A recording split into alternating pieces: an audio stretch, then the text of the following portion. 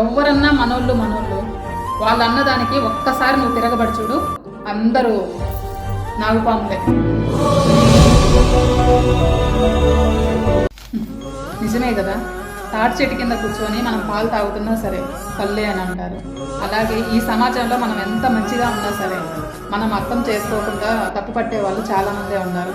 వాళ్ళందరికీ మనం సమాధానం చెప్పాల్సిన అవసరం లేదు. ఎందుకంటే మన మౌనంతో పాటు కాలమే వాళ్ళకి సమాధానం చెప్తుంది. ఈ రోజుల్లో మనుషులు ఎలా ఉన్నారంటే డబ్బు ఉంటేనే మనిషితో మాట్లాడుతున్నారు, లేదా వాళ్ళ అవసరానికి మాత్రమే ఆ మనిషితో మాట్లాడుతున్నారు. నిజానికి మన వాళ్ళు అంటారే గాని కాలాన్ని బట్టి మనుషులు మారుతారు అనేది అదంతా అబద్ధం. మనిషిని మార్చేది కాలం కాదు, డబ్బే. ఈ రోజుల్లో డబ్బుకున్న విలువ మనిషికి లేదు. మన అని మంచి చేస్తూ పోతే కిరీటం పెడతారనుకుంటున్నావా? అస్సలు కాదు. మనం పోతే ₹1 నెత్తిని పెట్టేదానికి కూడా 1000 లెక్కలేసే రోజులు ఇవి.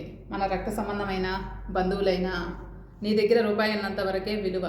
అనుభవంతో చెప్తున్నాను, అర్థం చేసుకో. ఒక అమ్మాయి మనసు అన్ని విధాలుగా విరిగిపోయినప్పుడు తను ఎలా ఉంటుందో తెలుసా?